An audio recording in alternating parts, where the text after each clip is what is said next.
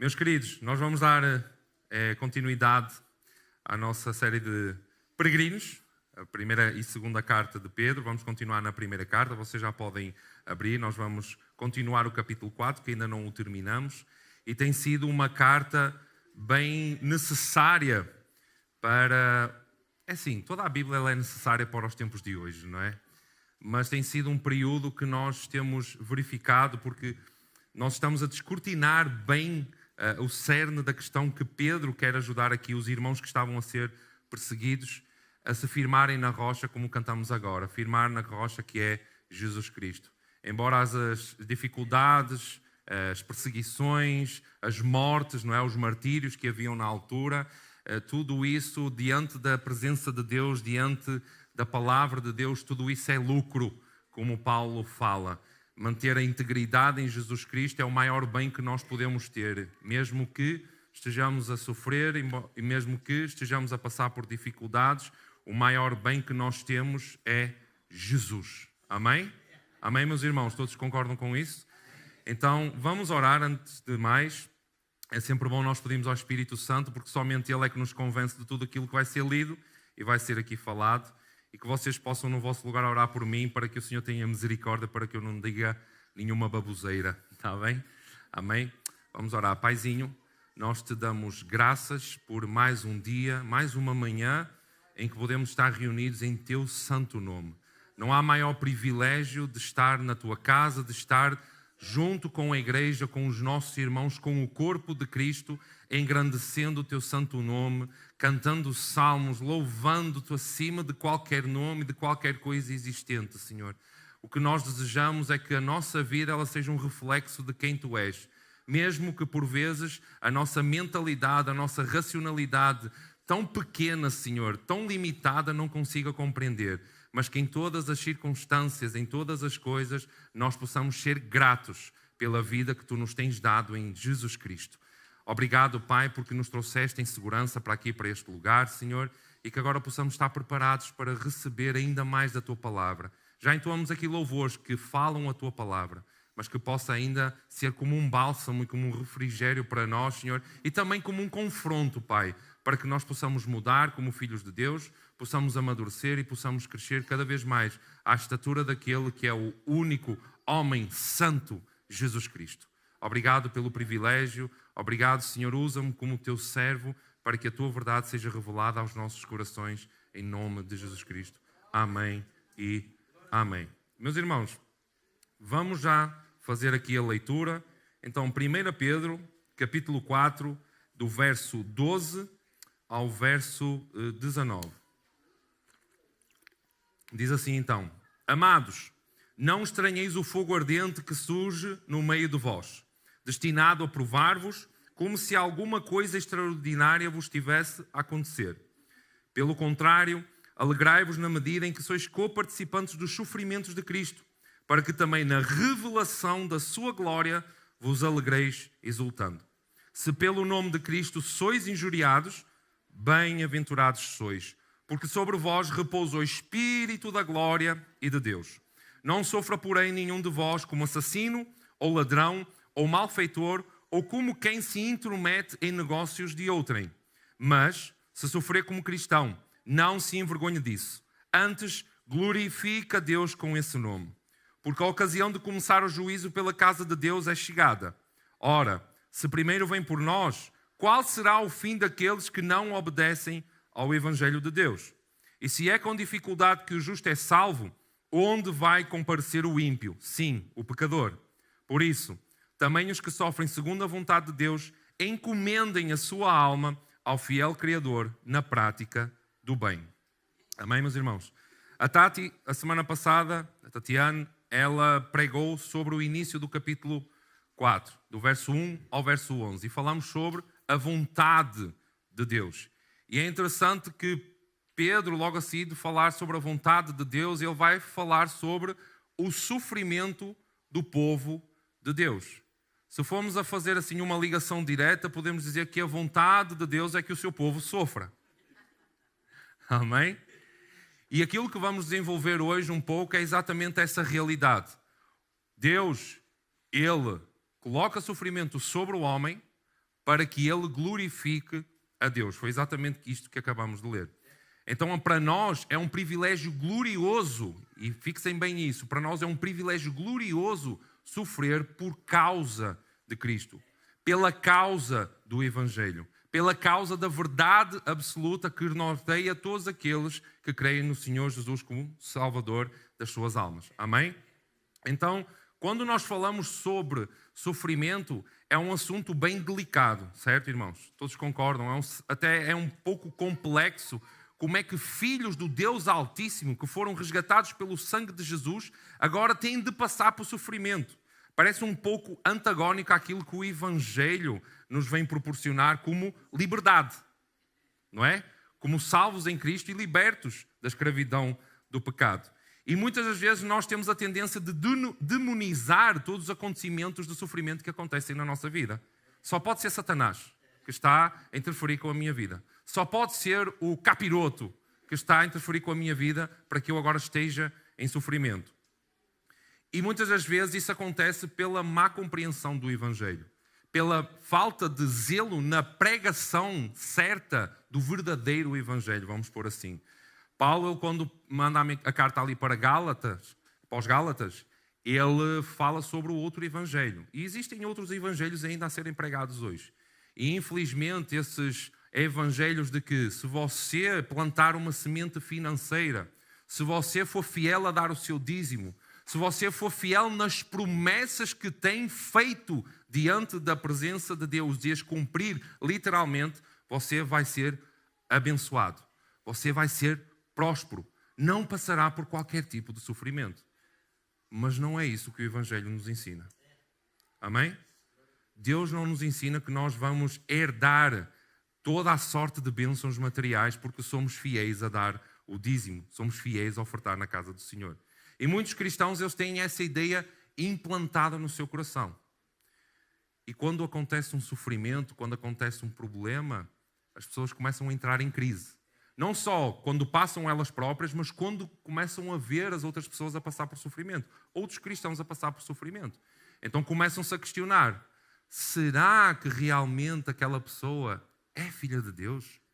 Será que ela está em pecado e agora o juízo de Deus, o castigo de Deus está sobre aquela vida? Porque se ela está a sofrer, de certeza que é por causa disso. Ela não é fiel ao Senhor. A fé dela esmoreceu, ela tem pouca fé. Por isso é que ela está a sofrer. Outros, por a sua imaturidade, podem começar a questionar até os pilares básicos da fé cristã. Que é o quê? Se há sofrimento, então talvez, se calhar, Deus nem exista. Se eu estou a sofrer e se os outros estão a sofrer e proferem o nome de Cristo como seu Senhor e Salvador, talvez Deus não exista. Porque aquilo que eu ouvi da pregação do Evangelho é que nós não passaremos por sofrimentos. Será que Deus é poderoso o suficiente? E se Ele é poderoso, por que é que Ele não destrói o mal? Por que é que Ele não destrói todas as coisas que ocorrem à nossa volta de maldade? Se Ele é assim tão poderoso. Então, algumas pessoas, alguns cristãos, começam a duvidar até dos pilares básicos da sua fé. Anteriormente, nesta série, no capítulo 1, nós já falamos um pouco sobre isso, sobre o sofrimento. O que significa o sofrimento para o homem. E nós conseguimos compreender que parece que existe uma aparente dualidade. Eu vou frisar bem esta palavra, aparente dualidade. Porquê? Porque Deus nos diz para nós nos alegrarmos no sofrimento. Quem é que no sofrimento consegue se alegrar? Ele diz para que nós tenhamos e olhemos para uma esperança eterna. Mas o que é que o sofrimento faz? O sofrimento na nossa mente, ele puxa-nos para a realidade presente como se nós não tivéssemos esperança. Quando a nossa racionalidade humana começa a trabalhar, nós nem olhamos, esquecemos a nossa esperança eterna e começamos a olhar para a esperança presente, porque o sofrimento puxa-nos para essa realidade presente.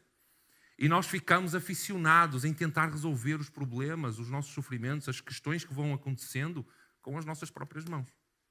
Então, quando nós não temos a compreensão certa do que é o Evangelho, do que o Evangelho proporciona, do que o Evangelho prega, o sofrimento ele vai se tornar um ídolo, porque nós só vamos olhar para o sofrimento como se fosse algo inconcebível para um cristão, como se fosse algo incapaz de nós ultrapassarmos. Por isso é que a palavra, aqui o capítulo 4, vai dizer que é um privilégio glorioso. Nós, filhos de Deus, filhos do Criador, Deus Altíssimo, sofremos por causa do seu nome. E atenção que tudo isso, todo esse pensamento, por vezes ele é legítimo. Porquê? Meus queridos, o enfermo, a dor do enfermo, ela é real. Ok? A dor daquele que passa fome é real, meus irmãos. A dor, ela dói. Ela corrói o interior da nossa alma. Eu não estou aqui a ser insensível à dor daqueles que sofrem. Amém? Mas a verdade é que Deus não nos poupa do sofrimento. Se ainda nós temos essa mentalidade de que Deus nos vai livrar de todo o sofrimento, estejam certos que Deus usa do sofrimento para que nós olhemos para Ele, para que nós caminhemos para Ele. E nós vamos desenvolver um pouco isso nestes versos que acabamos de ler. Amém? Então, o que Deus promete é que, meus queridos, meus filhos, vocês vão passar pelas aflições, vocês vão passar pelas tribulações, pelas provações, pelos sofrimentos, pelas dificuldades. Mas sabem qual é a promessa que Deus nos dá? É que Ele caminhará conosco, Ele caminhará à nossa frente ao longo desse sofrimento. E esta é a verdade maravilhosa que Deus nos dá. Iremos passar por provações, por sofrimentos? Sim. Sim, o Senhor diz e aprova isso. Mas Ele diz, eu estarei convosco, eu vos ajudarei, eu vos fortalecerei para vocês ultrapassarem todo esse sofrimento. Amém? Então eu aqui, com este texto, eu queria tirar 4 princípios para que nós possamos passar esta vida terrena de sofrimento. Amém? 4 princípios. Se vocês puderem até pegar numa caneta, Fafá já está ali com a caneta na mão, já estou a ver, uma caneta, um papel, o seu bloco de notas no telemóvel e escrever os 4 princípios que eu quero partilhar convosco desta passagem. Vamos reler o verso 12. Mateus, podes deixar o verso 12 enquanto eu falo neste primeiro princípio, está bem? Vamos ler.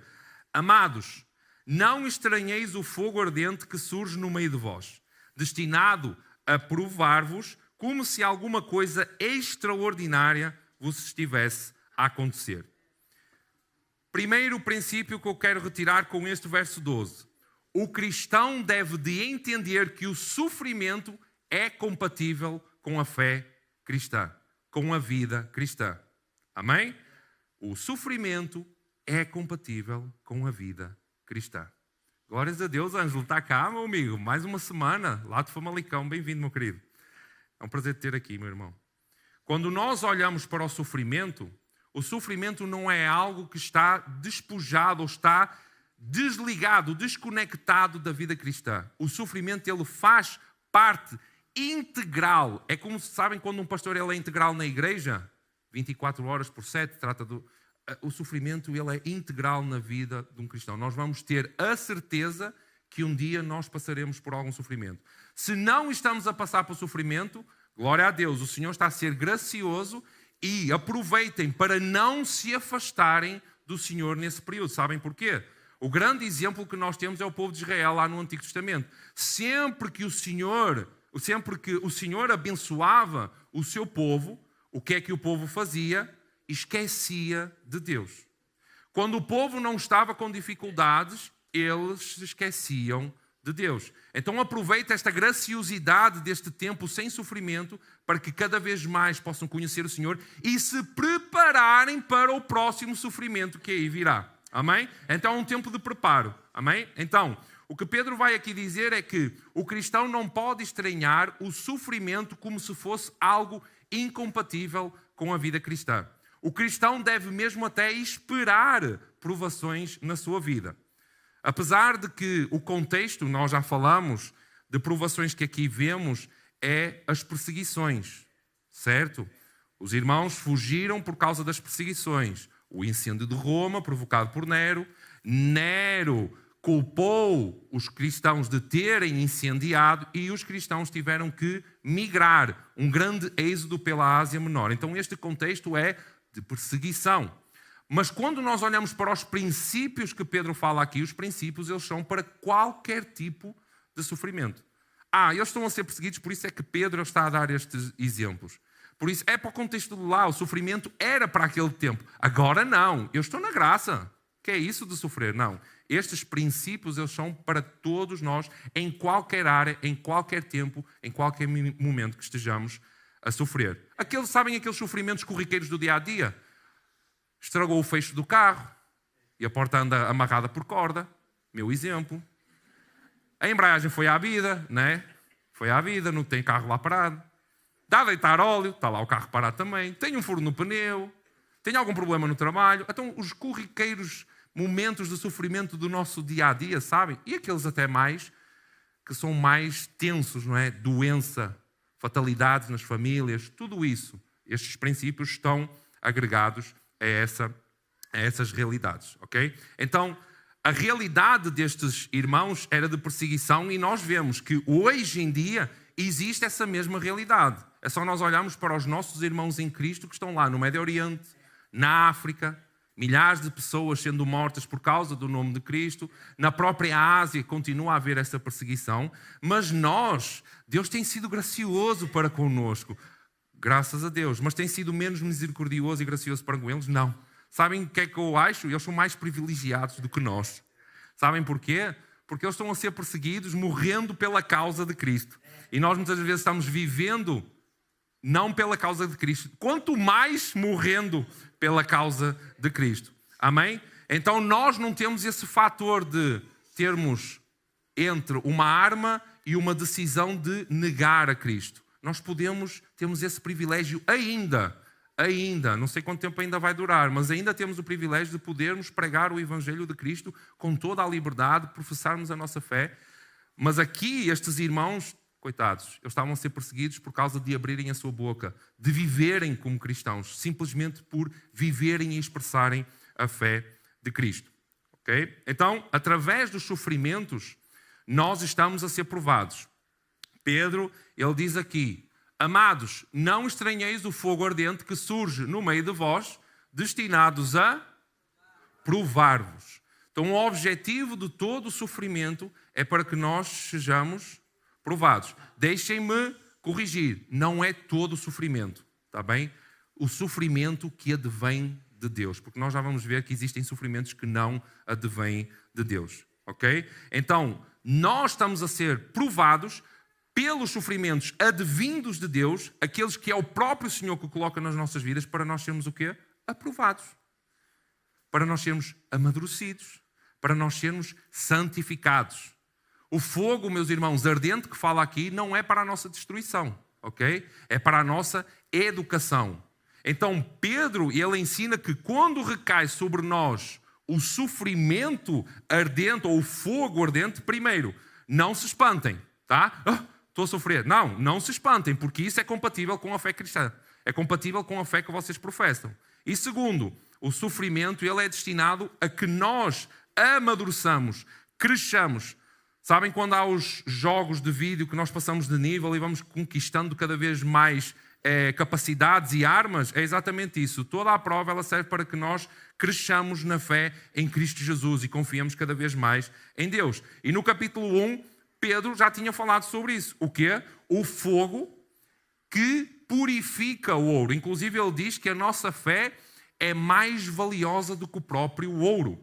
E quando Deus coloca o fogo ardente sobre as nossas vidas, é para que as impurezas e todas as crenças limitantes e tudo aquilo que não advém de Deus seja purificado e queimado nas nossas vidas, para que nós sejamos reluzentes, sejamos valiosos na fé cristã, como o ouro o é quando ele passa pelo fogo. Amém? Então o fogo nos limpa de todas as impurezas e nos proporciona vivermos a salvação, crescermos na salvação, crescermos na fé em Cristo Jesus. E sabem onde é que isso termina?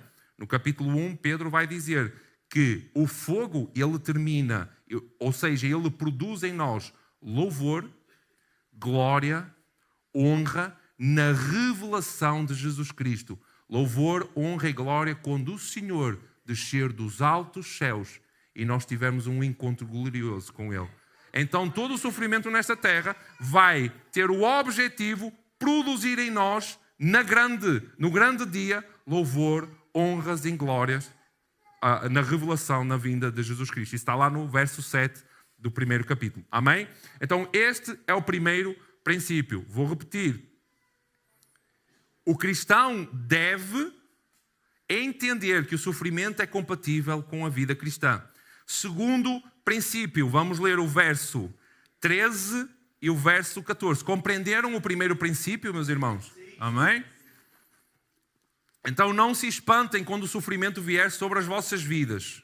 Seja ele o tipo de sofrimento advindo do Senhor. Como eu disse, vamos ver que existem sofrimentos que não advêm do Senhor. Verso 13 e 14 diz o seguinte: pelo contrário, alegrai-vos na medida em que sois coparticipantes dos sofrimentos de Cristo, para que também na revelação da sua glória vos alegreis exultando. Se pelo nome de Cristo sois injuriados, bem-aventurados sois, porque sobre vós repousa o Espírito da glória e de Deus. Amém? Então, no verso 13, ele começa já dizendo: pelo contrário, alegrai-vos. E este é o segundo princípio. O cristão deve de se alegrar no sofrimento. Amém? O cristão deve de se alegrar no sofrimento.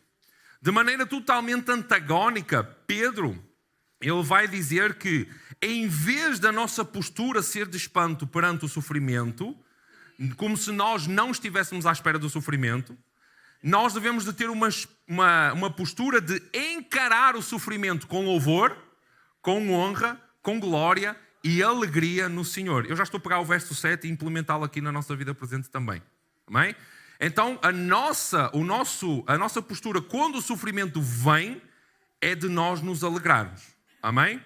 E atenção que existe uma diferença entre alegrar-se com o sofrimento e alegrar-se no sofrimento. Há uma diferença entre isso. Porquê? Porque a Bíblia não nos pede para nós nos alegrarmos com o sofrimento. Porque, como eu disse no início, o sofrimento ele dói, meus irmãos. O sofrimento ele corrói a nossa alma. O sofrimento nos faz chorar. E hoje de manhã, antes de começar o culto, tivemos aqui uma conversa, o grupo de louvor, e eu falei que muitas das vezes, a palavra diz muitas vezes, que nós devemos de chorar com os que choram. Então, se a Bíblia permite nós chorarmos, quer dizer que o sofrimento ele dói. Amém? Todos concordam? Nós não somos insensíveis ao sofrimento, ok? Só que, quando nós estamos no sofrimento, no processo do sofrimento, Deus está a estabelecer: alegrem-se. Sejam bem-aventurados no sofrimento. Ninguém gosta de ver ninguém sofrer, meus irmãos. Por isso é que nós não nos alegramos quando um problema, nós até ficamos irritados, possessos. Parece que a nossa fé está lá em cima e de repente ela se abala quando o sofrimento vem. Mas quando nós chegamos à consciência destas palavras, nós dizemos assim: ok, vamos avaliar. Vamos nos colocar, prostrar no chão e orar ao Senhor, pedir misericórdia e a solução para sair deste sofrimento. E é isso que a Bíblia nos ensina, a nós nos alegrarmos durante o sofrimento, porque se esse sofrimento advém do Senhor, alegrem-se.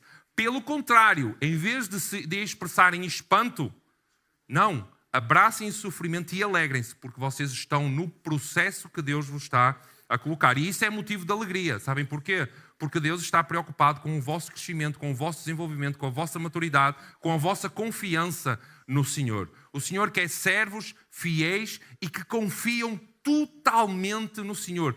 Todas as áreas, todas as circunstâncias, todos os problemas e todos os sofrimentos. Amém? Estou a ser muito coach ao falar isto? Não, pois não?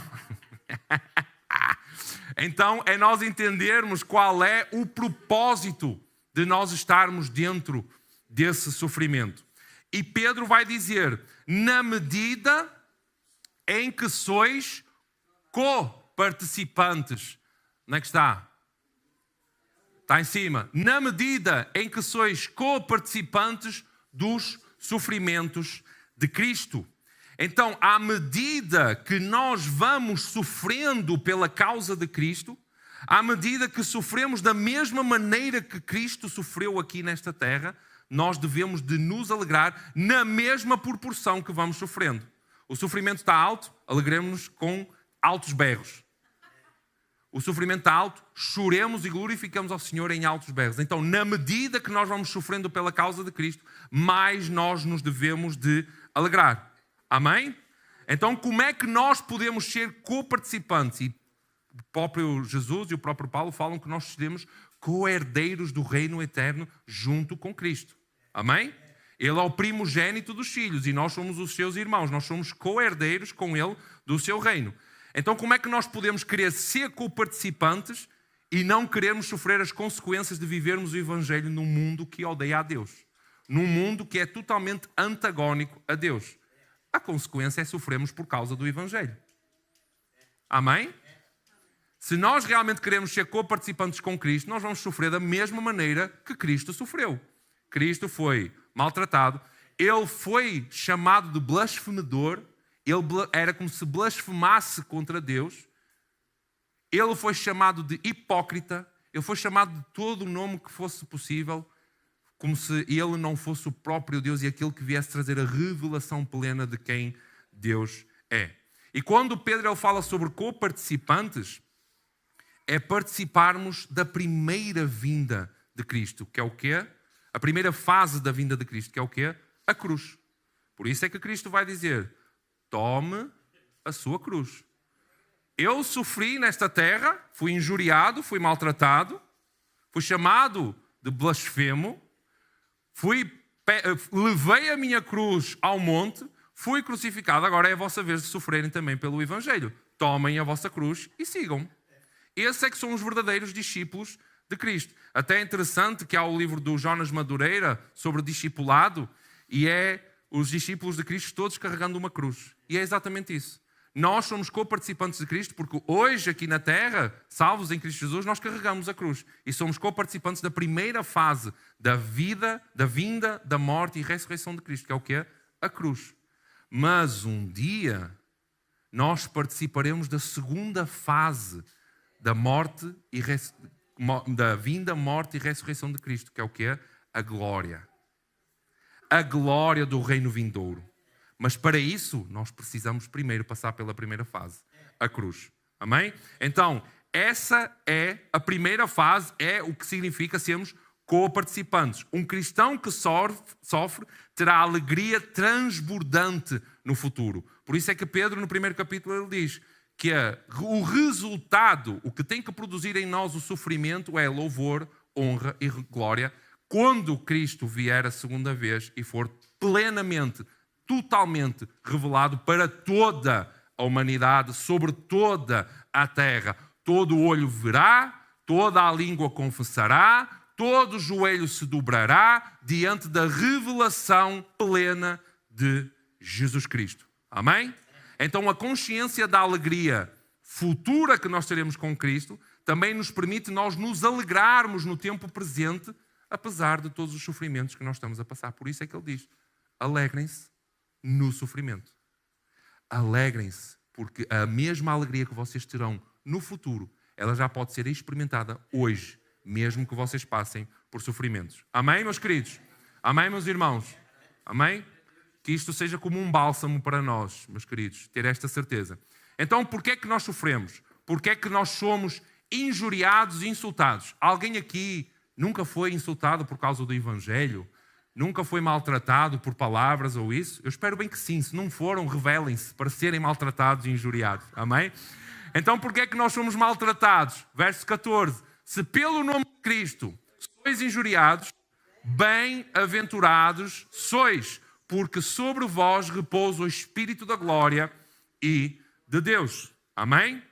Quando fala aqui a glória de Deus, há uma conexão direta com o Espírito glorioso do Antigo Testamento, a Shekinah, a nuvem que descia com a presença, a nuvem brilhante que descia ali no tabernáculo sobre o povo.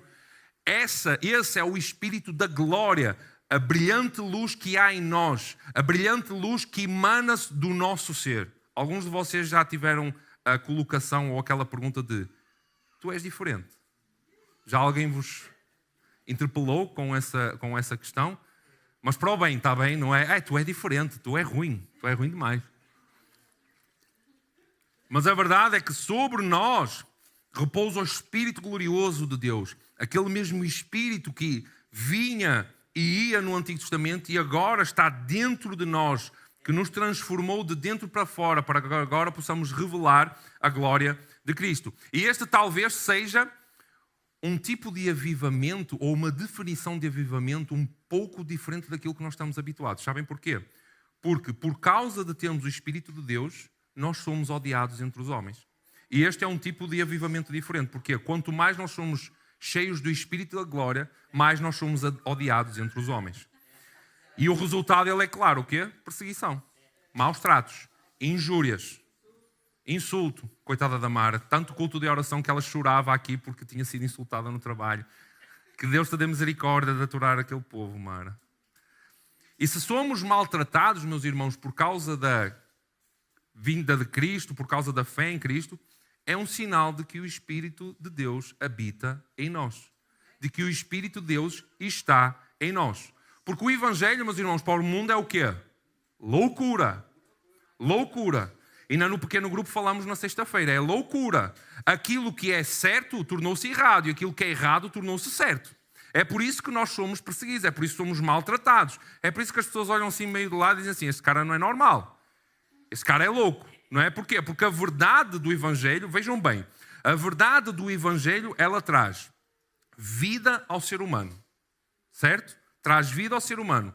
O Evangelho transforma o coração de pedra em coração de carne. O Evangelho traz restauração com o relacionamento entre o homem e Deus e os outros, os demais, os próximos, aqueles que estão próximos. E tudo isso é tido como loucura. Loucos estão eles, porque não veem que isso é um benefício para a sua própria alma. Mas, infelizmente, houve um inverso, e isso tudo, nós sabemos qual é a causa disso tudo. É o pecado. O pecado cegou o entendimento. O pecado cegou, tapou os ouvidos, colocou escamas sobre os olhos do mundo. E eles não conseguem compreender que o que é certo é a verdade da Escritura. O que é certo, as pessoas dizem que é errado. Hoje o que é certo é aquilo que nós lemos a semana passada. Borracheiras, bebedices, orgias, não casar, não ter filhos, viver a vida como eu quiser. Eu faço com o meu corpo o que eu quiser. E tudo isso que nós abominamos, para eles é loucura. Nós estamos na contramão do mundo, do sistema mundano. E porquê? Porque sobre nós recai o Espírito de Deus, o Espírito glorioso de Deus. Então nós somos perseguidos, meus irmãos, simplesmente por vivermos nessa contramão do mundo. Quando nós não aceitamos algo que advém do mundo, nós estamos a ser perseguidos. Começamos a ser perseguidos. Começamos a ser chamados de loucos. Mas o que a Bíblia pede é que nós possamos perseverar nessas coisas.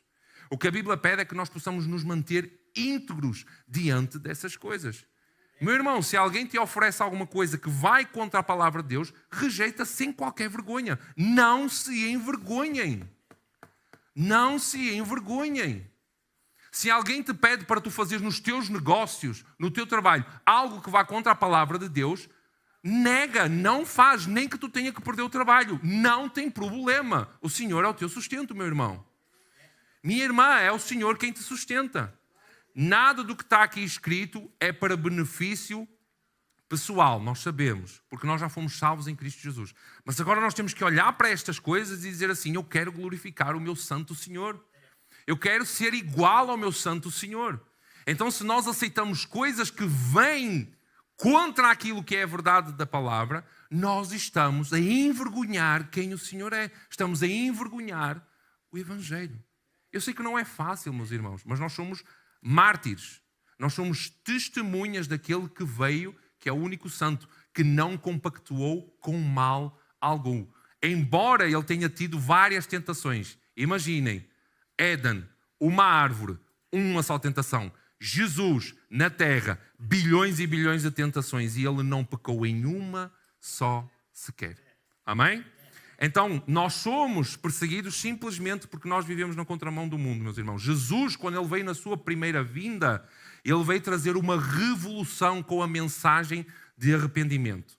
Nós vemos que ao longo da história, tanto no Antigo Testamento, ali antes de Jesus vir, quando Jesus veio e após Jesus vir, nós vemos que toda a religiosidade queria pregar algo como boas obras te dão a salvação. Pagas um valorzinho aqui e recebes a salvação. Mas o que Jesus diz é, arrependam-se.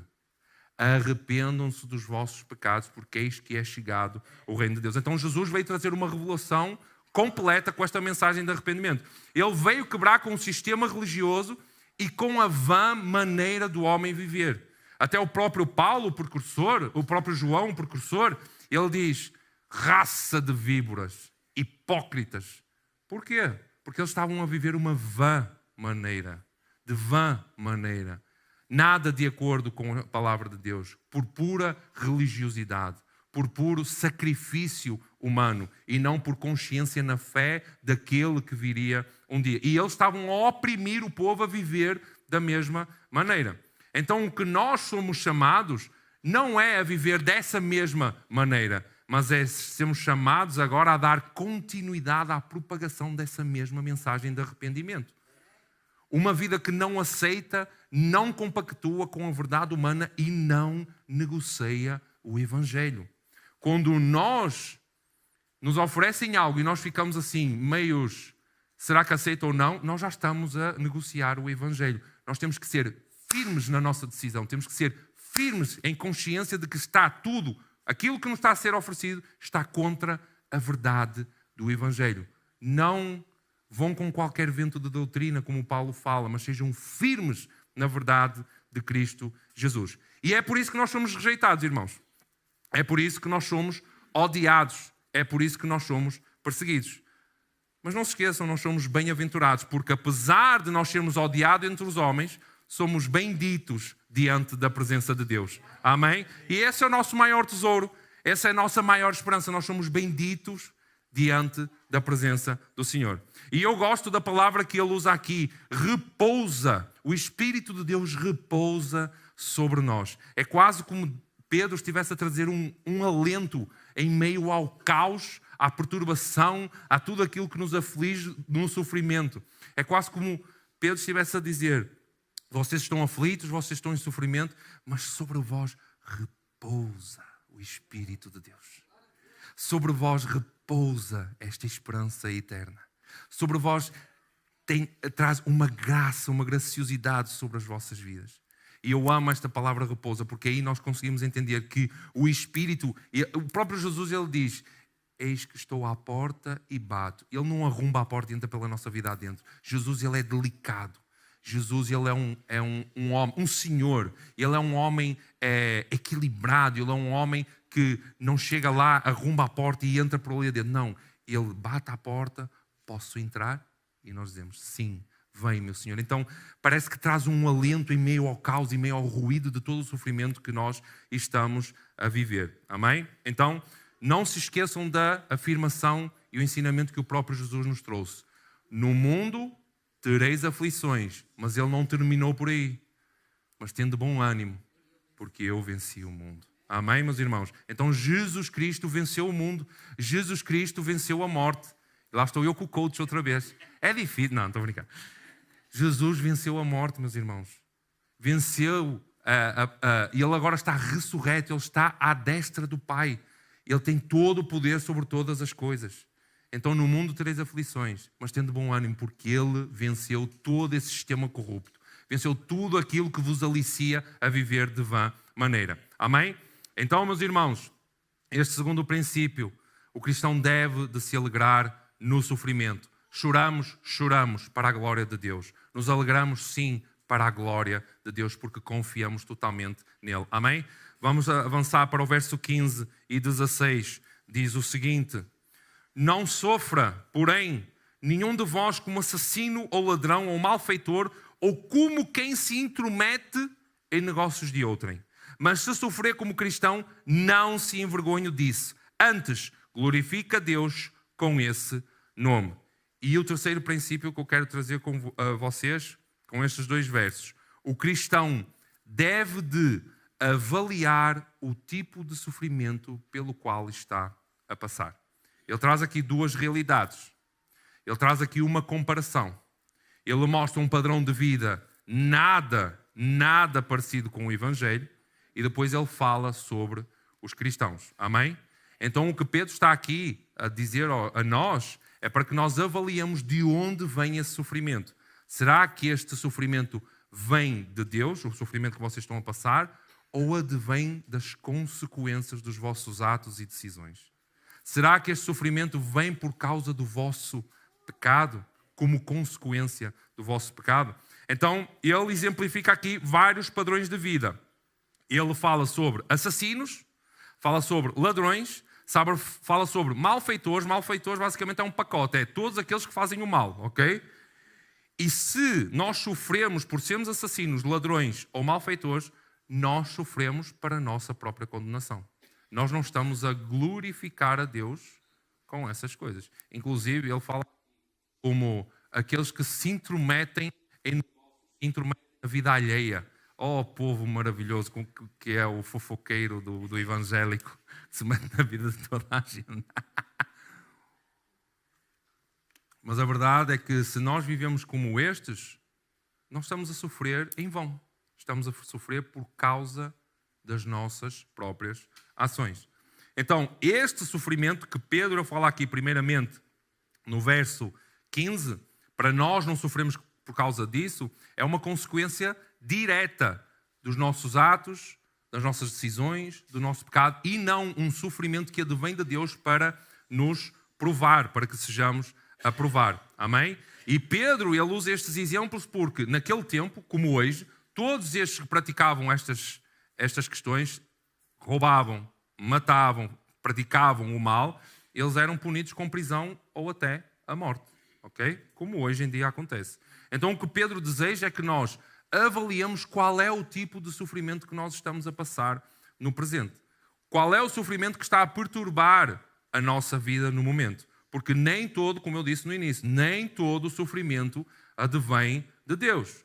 Existem sofrimentos que nós estamos a passar na vida, problemas, porque fomos nós próprios que os causamos. Amém? E isso não é para nós sermos provados e sermos aprovados. É para que nós morramos. Fomos nós que o causamos, não foi Deus. Mas o bom, meus irmãos, é que Deus, ele é misericordioso, sabem? E mesmo diante desse sofrimento, se nós nos arrependermos, Ele nos ajuda a passar por esse sofrimento. Por exemplo, se nós formos olhar para a vida de um assassino que pegou, por exemplo, prisão perpétua, meus irmãos, esse cara vai apodrecer na prisão, infelizmente. O Senhor não o vai tirar da prisão. Mas se ele se arrepender e se converter ao Evangelho de Jesus Cristo, ele irá herdar a sua parte do reino de Deus. Mas infelizmente, aqui nesta terra, vai apodrecer na prisão. Amém? Não estejam à espera que haja... Poderá, o Senhor é poderoso para fazer todo o tipo de milagres. Quando Paulo esteve lá na prisão, ele derrubou as paredes da prisão. Só que Paulo disse assim, não, eu fui preso, eu fico aqui. Não saio daqui não. Puseste-me aqui, eu não saio daqui não. Amém? Mas a verdade é que ele vai apodrecer na cadeia, porque ele aqui nesta terra, ele está a sofrer a consequência do seu pecado. Amém? Mas quando nós falamos sobre estes pecados, não é só pecados lá em cima, porque ele aqui fala, aqueles que se intrometem na vida alheia. Então todos aqueles que se intrometem nos negócios dos outros, querem destruir os outros, têm inveja um dos outros. É interessante que o nosso presbítero Wanderson, ele falou uma coisa interessante no pequeno grupo onde nós estávamos a falar sobre a inveja, que foi falado também já por Pedro aqui, que a inveja não é tu quereres as coisas dos outros, é tu quereres que a pessoa deixe de ter aquilo que ela tem. Isso é que é a real raiz da inveja. Não é tu quereres aquilo que o outro tem. É tu quereres a total destruição de tudo aquilo que ele tem. Porque ele está a prosperar e tu não. Entendem? Então só isso é nós já queremos nos intrometer na vida alheia. Então tudo aquilo que seja pecado de qualquer tipo de natureza não advém do Senhor. Porque o Senhor nos prova. Mas a nossa carnalidade e Satanás nos tentam. O Senhor não tenta ninguém. A palavra de Deus afirma. Em Deus não há mal algum. Então existem sofrimentos que advêm das nossas decisões, dos nossos comportamentos. Então o que é que o cristão se deve perguntar a si mesmo? Porquê é que eu estou a sofrer? Será que eu estou a glorificar ou eu estou a envergonhar o Evangelho a Deus com o meu sofrimento? Porque se eu estou a sofrer por consequência dos meus pecados, eu estou a envergonhar o Evangelho. Eu estou a envergonhar a Deus. O sofrimento causado pelo pecado é vergonha para Deus. Amém? Vejam só, é vergonhoso um cristão ser acusado de qualquer tipo destas coisas, de ser assassino, de ser ladrão, e infelizmente é o que nós vemos mais por aí. Principalmente líderes, pastores que usam da igreja para seu benefício próprio. E depois são acusados destas coisas. Não são eles que são envergonhados, meus irmãos, porque muitos deles nem são conhecidos. Quem é envergonhado? Deus, o Evangelho. O Evangelho é que é envergonhado. E é interessante que foi uma surpresa muito agradável nesta sexta-feira. A Débora convidou um amigo de trabalho lá para o nosso pequeno grupo. Ele não é cristão, ele já conhece a palavra, como muitos de nós do contexto católico, mas ele esteve lá connosco. E quando eu entrei na casa da Raquel, eu disse assim: eu conheço-te. Ele: eu também te conheço. De onde é que a gente se conhece? Lá da Caetano. Uau! Ou seja, é uma pessoa que eu já conheço do meu antigo trabalho, quando eu trabalhava na Salvador Caetano. E é interessante, meus irmãos, que eu naquele momento em que estávamos ali na reunião, eu tive que colocar isso na mesa.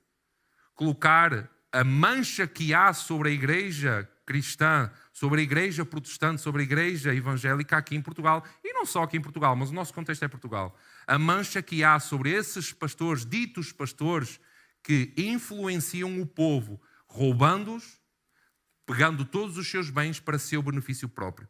E esses aí estão a envergonhar não a si mesmos, mas a envergonhar o Evangelho. Então não sejamos como esses, porque nós não estaremos a envergonhar a nós próprios, porque nós um dia seremos esquecidos, mas o Evangelho não. Como me perguntaram na faculdade, não é, pastor? O teu pastor, a tua igreja é daqueles pastores que roubam o dinheiro? E eu: oh, meus amigos, coitado do meu pastor tem que andar a pintar os tetos, tem que andar a fazer trabalhos de trolha para ganhar dinheiro para a sua família, para sustentar aquelas 3 crianças que tem em casa. E esqueçam lá isso, coitado do meu pastor. Mas essa é o quê? A postura de um cristão que sofre por causa das consequências do seu pecado. E com isso, o Evangelho é envergonhado. E nós, se formos assim, iremos sofrer para a nossa própria condenação. Iremos sofrer sem qualquer tipo de esperança. Nós iremos sofrer sem amar a Deus. Porque se nós estamos a fazer aquilo que está contrário à palavra de Deus, nós não amamos a Deus. Amém? Então, Pedro, ele continua: mas, pelo contrário, se sofrer como cristão, não se envergonhe disso. Antes, glorifica a Deus com esse nome. É interessante que perguntaram ao Francis: você não está preocupado? Quando ele foi para ser operado a apendicite, aquilo estava ruim, não é? Você não está preocupado? E ele: cara de vento, não é? Cara de paisagem. Não, está tudo tranquilo.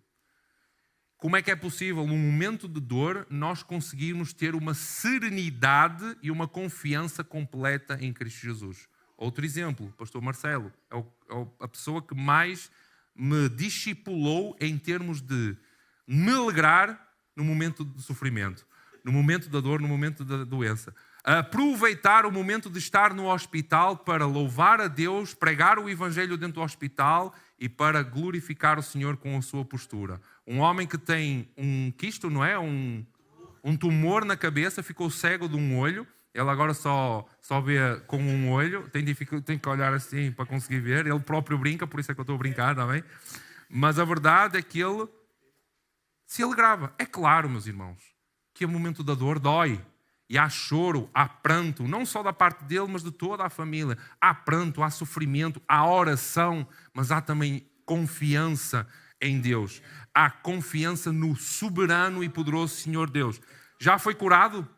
Já foi curado? Não, ainda não foi curado. Mas mesmo assim continua a pastorear, continua a louvar ao Senhor, continua a pregar o Evangelho. Continua porquê? Porque é essa a alegria que há no Senhor. É no sofrimento nos alegrarmos no Senhor. Amém, meus irmãos? Então, a questão aqui colocada nos versos 15 e 16, Pedro, ele não está a falar no sofrimento em si, mas ele está a falar sobre a causa desse sofrimento. Amém? Então, se o sofrimento é por más ações nossas, nós sofremos para a nossa própria vergonha e também para a vergonha do Evangelho, como eu falei. Mas se sofremos como cristãos, nós não temos que nos envergonhar. Porque nós estamos a glorificar a Deus. Nós estamos a sofrer porque e vejam bem isto, porque é desejo do Senhor que nós soframos. Ai, Rui, mas isso é heresia. Não é heresia, meu irmão. Olha para a palavra. Olha para a palavra. o Senhor coloca sofrimentos. Ele não se alegra com o nosso sofrimento, ok? Mas Ele coloca o sofrimento sobre as nossas vidas para que nós caminhemos para a sua presença, para que nós nos aproximemos dele. Meus irmãos, não sejamos cristãos imaturos, não sejamos crianças, meus irmãos. Quantos morreram na pandemia, pastores, homens de Deus fervorosos pelo Evangelho, cheios do Espírito Santo, e pereceram para a Covid. Isso é os problemas, as consequências do pecado inicial. Aquele pecado que foi cometido lá no Jardim do Éden são as nossas consequências. Mas aquilo que o Senhor promete é uma vida vindoura. Amém? Ele cura. Ele não cura. Ele é Deus. Como é que é aquela música? Ele é Deus, se não fizer. Mas muitas vezes a gente canta esta música só porque sim, porque está lá no projetor. Mas não acredita naquelas palavras que estão a ser cantadas. Porque se Ele fizer, Ele é Deus. Se Ele não fizer, aí, se não fizer, não é isso que eu quero, nem é isso que eu creio. Amém? Então, o sofrimento que Deus coloca nas nossas vidas, meus irmãos, é desejo do Senhor que Ele seja colocado sobre as nossas vidas. Mas Ele também conhece o coração de cada um de nós e Ele sabe a proporção do sofrimento que vai colocar sobre a nossa vida. Então, quando nós sofremos como cristãos, o nosso objetivo principal, o objetivo de Deus, o que Deus requer das nossas vidas é que nós nos acheguemos a Ele. Nós demos bom testemunho na nossa vivência dentro do sofrimento para aqueles que estão à nossa volta. Porquê? Porque seremos íntegros e continuaremos a ser fiéis à palavra de Deus. Quando nós temos uma visão macro da narrativa bíblica, nós vemos que Deus sempre usou o sofrimento porque o seu povo tinha a tendência de se afastar dele quando estava bem. Mas quando vinha o sofrimento, Moisés, ora ao Deus Todo-Poderoso para nos livrar desta situação. Vejam só, serpentes, Deus colocou serpentes sobre o acampamento. Porquê? Porque o povo se tinha desviado do Senhor. Se tinha desviado da presença do Senhor. Então Ele colocou serpentes e quantos morreram naquela situação? Mas o que é que o povo disse? Moisés, clama ao Senhor. Clama ao Senhor, Deus Todo-Poderoso, para que nos livre deste sofrimento.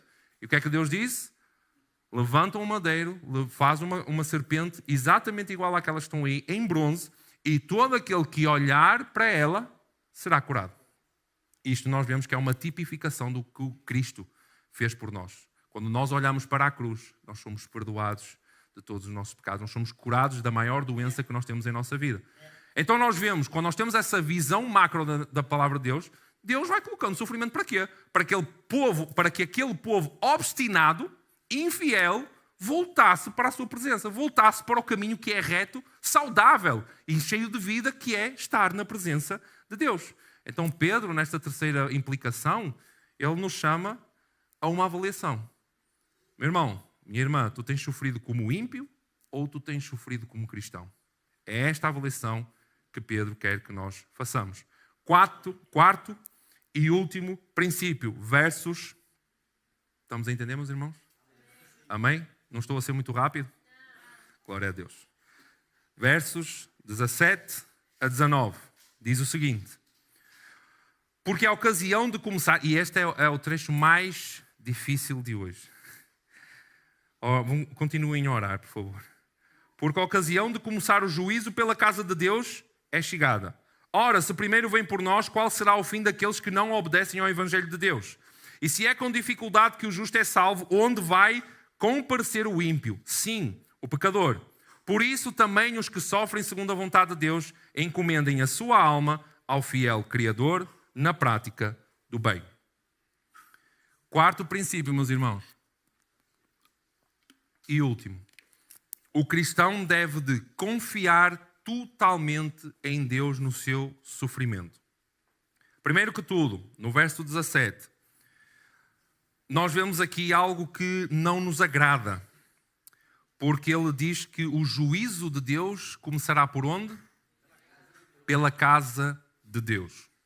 E esta é uma verdade bíblica, deixem-me só pegar no meu amigo fiel amigo ventilador, já estou aqui a derreter.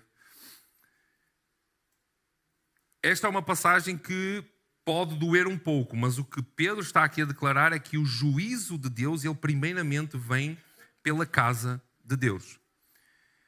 não somente a salvação ela foi inaugurada com a vinda de Jesus Cristo, porque a partir do momento que Jesus Cristo se revelou como Senhor e Salvador, a salvação ela foi aberta para todo o povo, toda a tribo, toda a língua. Mas não só a salvação, também foi inaugurado o juízo de Deus. O juízo de Deus sobre todos os ímpios. Amém? Então, ao mesmo tempo que nós já podemos provar das bênçãos vindouras do reino eterno, nós também já podemos ver o juízo de Deus a recair sobre aqueles que não creem em Cristo Jesus. O juízo de Deus que recai sobre aqueles que são chamados aqui por Pedro de ímpios. Então, os últimos tempos já começaram. Até é interessante que o próprio Jesus diz aos seus discípulos: esperem só um pouco. Não é? Quando é que vêm os últimos tempos? Quando é que tu virás? Esperem só um bocadinho. Jesus, já passaram quase 2000 anos, meu querido. Quando é que tu vem? Quando é que tu volta? Não é? Então eles tinham uma esperança de que Jesus viria rapidamente. Não é? Então nós vemos aí a inauguração dos últimos tempos também. Esses últimos tempos também já começaram. Então, quando nós olhamos para esta passagem, o que Pedro está a querer dizer é que não só o juízo de Deus ele recai sobre os ímpios, como o juízo de Deus também recai sobre o seu povo. E começa primeiramente sobre o seu povo. E antes que vocês fechem a vossa mente para aquilo que eu estou a dizer, abram a vossa mente de novo e ouçam aquilo que eu tenho para dizer, está bem? Porquê? Porque apesar desta ser uma declaração pesada de Pedro, ela é verdadeira, ok? Se está escrito, ela é verdadeira. Só que este juízo que recai sobre a casa de Deus não é um juízo condenatório, meus irmãos. Relaxem. Amém. Glória a Deus. O juízo sobre os ímpios, ele é condenatório, é para a condenação. Mas o juízo de Deus que recai sobre os seus santos é para os educar e para os instruir para a glória que virá no futuro. No capítulo 1, Pedro já tinha falado um pouco sobre isto, sobre aquilo que é as nossas obras serem provadas no fogo, que nós íamos ser julgados segundo as nossas obras. Amém? Quem lembra disso? Amém? Todos lembram disso?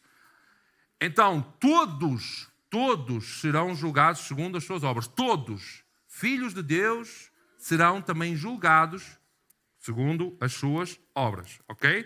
Mas para o ímpio, este julgamento é para a condenação. Para nós, como filhos de Deus, é para purificação. É um juízo que recai sobre nós para que nós sejamos educados, instruídos, purificados para a vida vindoura que vem quando Jesus descer dos altos céus, ok? Então, o mesmo juízo que leva o ímpio ao lago do fogo é o mesmo juízo que educa, transforma a igreja para ela ser gloriosa, para ela manifestar a graça de Jesus, para ela manifestar a misericórdia de Jesus. Então, nós temos que ser os primeiros a ser julgados. Porquê? Porque nós somos aqueles que precisam de se arrepender primeiramente. O juízo de Deus vem sobre as nossas vidas para que nós sejamos arrependidos, porque nós não podemos chamar o mundo ao arrependimento se nós próprios ainda não nos arrependemos da vida vã que temos vivido. Amém? Então esse é o chamado de Deus. Por isso é que o juízo recai primeiramente pela casa de Deus, para que sejamos o exemplo de arrependimento para aqueles que ainda não conhecem a Deus, para aqueles que ainda vivem uma vida de pecado, em dissoluções, como a Tati falou aqui, em borracheiras, em orgias, todos aqueles que vivem ainda uma vã maneira de viver diante da presença de Deus. Por isso é que o juízo começa pela casa de Deus, para que sejamos o exemplo de arrependimento. Amém? Então, este juízo vai ser eterno, um sofrimento eterno para os ímpios. Mas para nós este sofrimento, este juízo, ele é momentâneo. Ele é do momento em que nós convertemos a nossa, que o Senhor nos converteu ao seu chamado, à sua vida, e a partir do momento que Jesus vier, amém? Ou que nós morremos, tá? A partir daí nós iremos viver a vida eterna de glória. Mas o juízo de Deus, ele não só é nesta terra para os ímpios, como ele será eternamente. Então este mesmo juízo que recai sobre os ímpios, recai sobre a casa de Deus para que ela se prepare para esta glória vindoura. E esse é um processo que nós temos de confiar em Deus. Por isso é que eu disse, o quarto princípio é, nós precisamos de confiar totalmente em Deus.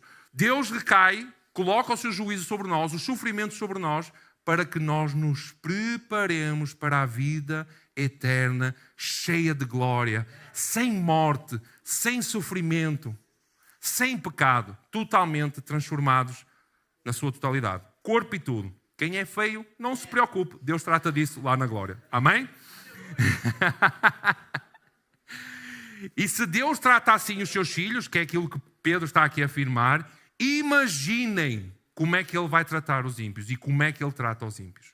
Se Deus já faz o seu povo sofrer para que ele seja purificado de toda a sujeira que ainda há nele, de tudo aquilo que o impede ainda de ver a Deus como seu Senhor e Salvador, ou daquele que confia totalmente nele, imaginem como é que é o sofrimento dos ímpios. Porque ele não só será terreno como nós, ele será eterno. Inclusive Pedro, ele está aqui a declarar Provérbios, capítulo 11, verso 31, que declara a mesma coisa. Se nós já passamos dificuldades aqui, imaginem, se já passamos o juízo de Deus aqui, imaginem como é que não será com os ímpios. Então, no verso 18, ele vai declarar também, é com dificuldade que o justo é salvo.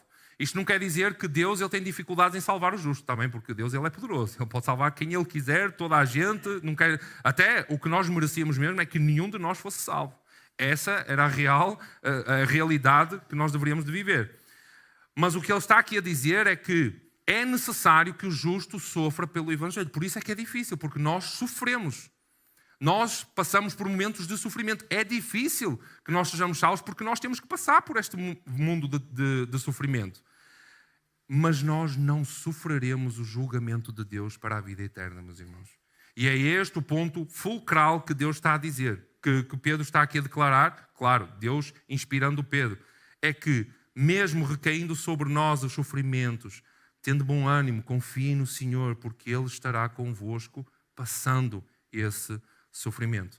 E existe aqui uma palavra que é encomendar. Eu quando li isto, encomendar?